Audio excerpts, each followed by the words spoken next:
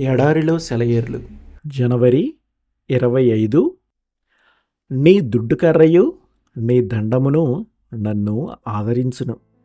కీర్తనలు 23:4. మా నాన్నగారిది ఓ పల్లెటూరు.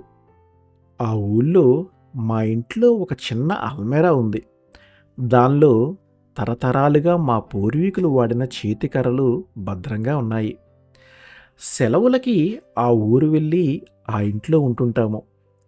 అక్కడుండేటప్పుడు నేను, మా నాన్నగారు షికారుకి వెళ్తూ అల్మరా దగ్గరికి వెళ్ళి మాకు నచ్చిన కర్ర పట్టుకొని బయటికి వెళ్ళేవాళ్ళం. ఈ సందర్భంలో దుడ్డు కర్ర గురించిన వాక్యం నాకు గుర్తుకు వచ్చేది. యుద్ధం జరిగే రోజుల్లో బిక్కుబిక్కుమంటూ ఉన్నప్పుడు, ఎప్పుడు ఏ ప్రమాదం వస్తుందోనని భయపడుతూ ఉన్నప్పుడు ఈ వాక్యం నాకు దుడ్డుకర్రలా ఆదరించేది. చెడు వర్తమానమునకు అతడు భయపడడు, అతని హృదయము దేవుని నమ్ముకొని స్థిరముగా నున్నది. మా కుమారుణ్ణి యుద్ధం పొట్టన పెట్టుకున్నప్పుడు మా హృదయం పగిలిపోయింది. వాక్యంలో మా ఆదరణకి మరో దుడ్డుకర్ర దొరికింది. రాత్రంతయు విలాపముండెను, ఉదయముతో పాటు ఆనందము వచ్చెను. నా ఆరోగ్యం దెబ్బతిన్నప్పుడు సంవత్సరం పాటు ఇంటికి దూరంగా ఉండవలసి వచ్చింది. తిరిగి ఇంటికి వెళ్ళి నా పని మొదలు పెట్టవచ్చో లేదో తెలియని పరిస్థితి. నాతో పాటు ఓ దుడ్డుకర్రను తీసుకువెళ్ళాను. అది నన్నెప్పుడూ ఆదరించక మానలేదు. నా పక్షముగా ఆయన చేయు ఆలోచనలు ఆయనకు తెలియను. అవి మేలుకే గాని కీడు చేయునవి కావు. ప్రమాదం లేక అనుమానం అలుముకున్న సమయంలో, సమస్య మానవ జ్ఞానానికి అందకుండా పోయిన వేళలో ఈ దుడ్డుకర్ర సాయంతో ముందుకి సాగిపోవటం నాకు తేలికైంది. ఊరకుండుట యందే వారికి బలము కలదు.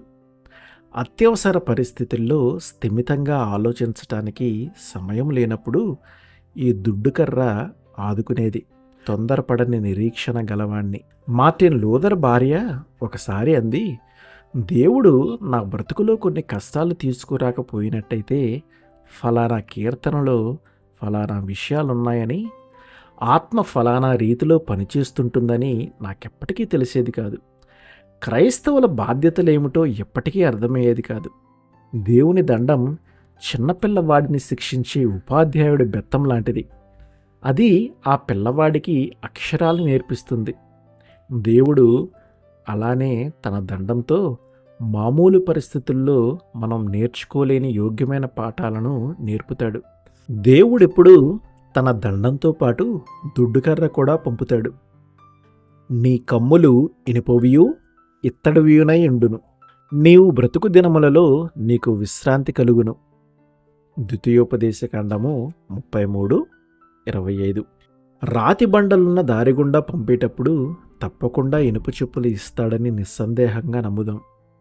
మనకి సరైన పరికరాలు ఇవ్వకుండా మనల్ని ఏ ప్రయాణానికి పంపడు. ఆమెన్.